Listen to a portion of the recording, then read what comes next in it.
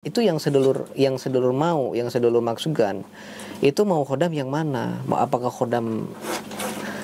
khodam pengisian atau sedulur ingin mempelajari ilmu hikmah? Jadi begitu.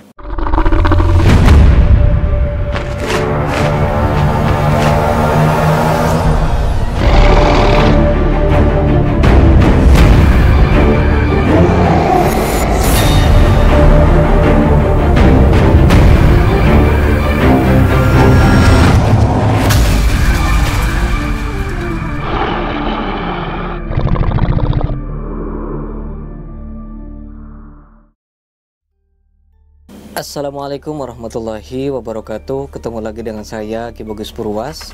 Salam spiritual. Apa kabar sedulur semua? Semoga semuanya selalu dalam keadaan sehat walafiat dan selalu diberikan rezeki yang banyak oleh Allah Subhanahu wa taala. Amin ya Allah ya rabbal alamin. Jadi seperti biasa ya sedulur, pada video kali ini saya akan menemani sedulur semua. Kita akan kembali lagi membahas tentang dunia spiritual, dunia supranatural, dan juga dunia ilmu kegoiban. Nah, jadi banyak sekali ya yang menyukai tentang hal-hal goib ya, terutama tentang khodam ini. Karena di sisi lain juga sedang viral juga untuk perkhodaman ini ya, terutama untuk cek-cek khodam itu. Nah, jadi ada seseorang yang mungkin bingung antara perbedaan dari pengisian khodam dan pengisian ilmu hikmah. Nah, apakah pengisian khodam dan pengisian ilmu hikmah itu ada bedanya atau sama aja gitu ya? Nah, ini yang perlu kita bahas dan yang perlu kita luruskan gitu ya.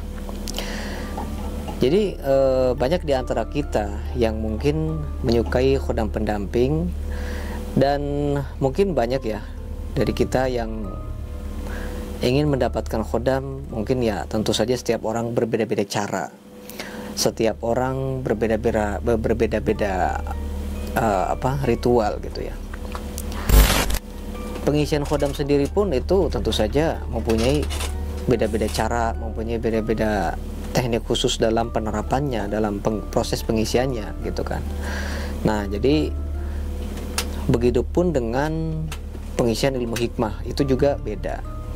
Nah, dari sini saja kita sudah dapat membedakan perbedaan antara pengisian khodam dan pengisian ilmu hikmah, ya kan? Tentu saja beda.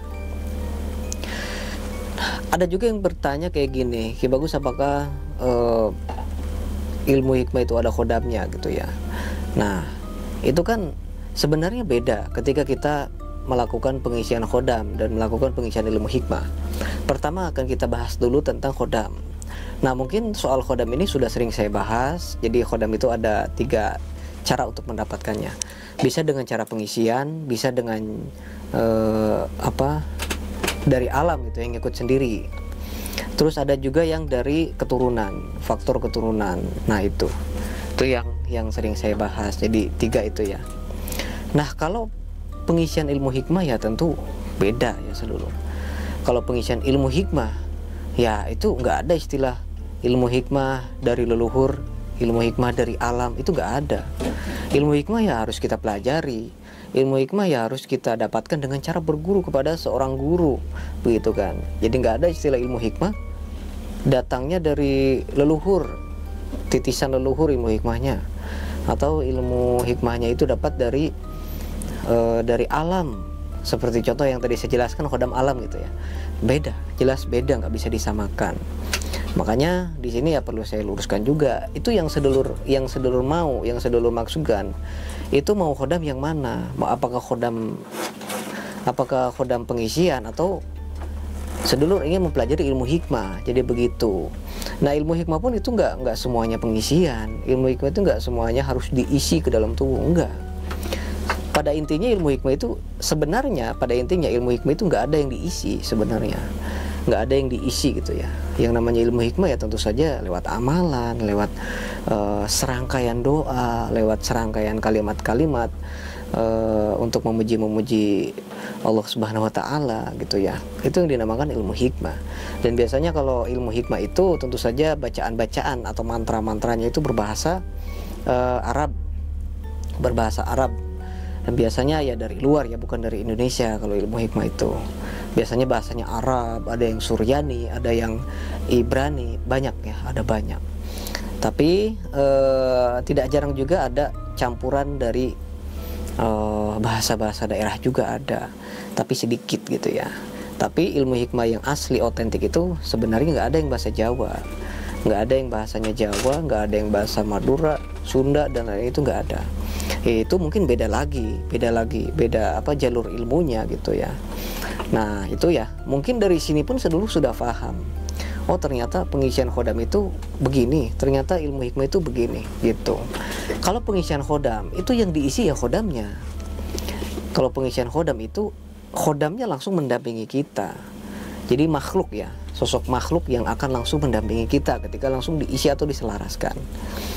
Nah kalau ilmu hikmah tentu saja yang diisinya itu bukan ilmunya sebenarnya, tapi bioenergi dari ilmu tersebut, atau bisa dibilang intisarinya lah, atau bibitnya lah gitu.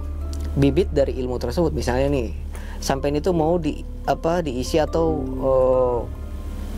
ingin belajar ilmu contohnya asmasir. Sampai itu ingin mempelajari asmasir. Asmasir ini kan tergolong juga dalam kategori ilmu hikmah ya. Nah asmasir ini ketika sampai ingin mendapatkannya, tentu saja harus lewat proses pengijazahan. Pengijazahan itu adalah proses penurunan ilmu dari guru ke murid. Nah tanpa adanya proses pengijazahan, tentu saja ilmu tersebut itu bisa dibilang tanpa sanad gitu kan, tanpa sanad. Jadi harus ada proses penurunan dari seorang guru kepada murid. Nah itu disebut namanya pengijazahan. Nah Ki Bagus, kalau saya dapatnya dari Google gimana? Kalau saya dapatnya dari media sosial gitu gimana? Nah itu beda lagi, itu bukan proses pengijazahan. Kalau sampai dapatnya dari Google, nah, terus siapa gurunya, siapa yang mengijazakannya gitu kan? Itu nggak jelas. Siapa tahu kan itu orang yang memposting ilmu tersebut itu hanya sekedar untuk wawasan, tapi sampai malah ngamalin gitu. Nah itu tidak bisa disebut dengan pengijazahan. Pengijazahan itu adalah proses penurunan ilmu dari guru ke murid gitu. Nah setelah proses pengijazahan ini, itu mungkin ada beberapa teknik ya dari seorang guru. Ada yang mungkin dikasih air, ada yang mungkin langsung ditawasulin orang yang mau menerima ilmunya, atau dikasih media kapsul. Itu sebenarnya bukan pengisian ilmunya, tapi proses penurunan ilmu tersebut. Jadi si guru ini biasanya akan menurunkan bioenergi atau bibit dari ilmu tersebut. Seperti contoh ya tadi, sampai mau diisi atau pengijazahan asmasir gitu ya. Nah si guru ini biasanya akan mengirim bioenerginya, bibit asmasirnya ke dalam tubuh kita. Nah itu bisa berupa yang tadi ya, bisa lewat air, bisa lewat media gitu kan, air, kapsul, atau herbal, atau mungkin langsung lewat foto, atau langsung disebut namanya gitu. Nah itu kemungkinan bisa seperti itu. Nah kalau pengisian ilmu hikmah itu tentu saja itu kita harus mengamalkan dulu, kita harus istiqomah dulu, kita harus hafal dulu doanya, barulah nanti akan mewujudkan suatu khodam di dalamnya begitu. Nah ketika kita sudah diijazahkan ilmu tersebut sama si guru, tapi kita tidak mengamalkannya, tentu saja nggak akan berefek apa-apa gitu kan. Ya ilmu hikmah itu harus kita amalkan, harus kita istiqomahkan begitu. Nah kalau khodam ini nggak perlu kita tirakat, nggak perlu kita ritual, karena sistemnya itu adalah diisi, diaktifkan di tubuh kita, maka nggak perlu ngamalin sesuatu pun, ya tentu saja sudah aktif si khodam tersebut begitu. Jadi bedanya gitu, kalau khodam itu langsung diisikan khodamnya secara instan. Nah kalau pengisian ilmu hikmah ya kita harus mengamalkan ilmu tersebut dulu begitu ya sedulur. Semoga paham ya apa yang saya sampaikan. Jadi intinya begitu.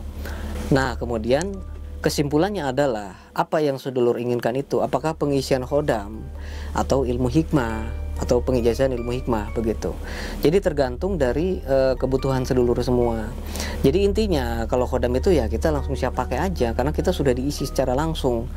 Ya kalau kita sudah diisi ya kemungkinan kita hanya dikasih bacaan untuk memerintahkan khodamnya, untuk merawatnya gitu aja. Tapi kalau untuk pengisian ilmu hikmah itu kita harus mengamalkan dulu, kita harus istiqomahkan dulu gitu kan. Sebenarnya keduanya juga mempunyai plus minus ya. Kalau khodam itu mungkin hanya untuk kita sendiri, nggak bisa diturunkan ke ke anak kita, ke cucu, ke teman-teman kita, itu nggak bisa. Itu hanya untuk diri kita sendiri. Tapi kalau ilmu hikmah ini bisa kita ijazahkan lagi ke orang yang membutuhkan gitu kan. Misalnya kita udah mengamalkan ilmu pengasihan gitu ya. Nah, kita udah merasakan, kita udah istilahnya kita udah puas lah gitu ya dengan hasil yang kita dapatkan. Terus ada orang yang berkeluh kesah tentang soal jodoh nih, ada teman kita yang ada teman kita yang kesulitan soal jodohnya. Boleh nih kita kasihkan nih amalan ini kepada teman kita. Nah, itu sisi positif daripada ilmu hikmah itu gitu kan. Nah, kalau khodam ya hanya untuk kita sendiri, nggak bisa diturunkan kepada orang lain, begitu sedulur. Jadi semuanya mempunyai sisi plus dan minusnya. Maka itu kembali kepada sedulur, apa yang dibutuhkan begitu kan, apa yang diinginkannya begitu. Nah, mungkin cukup sekian ya pembahasan pada video kali ini. Semoga sedulur dapat menangkap apa yang saya sampaikan tadi. Semoga bermanfaat untuk semuanya. Saya Ki Bagus Purwas. Assalamualaikum warahmatullahi wabarakatuh.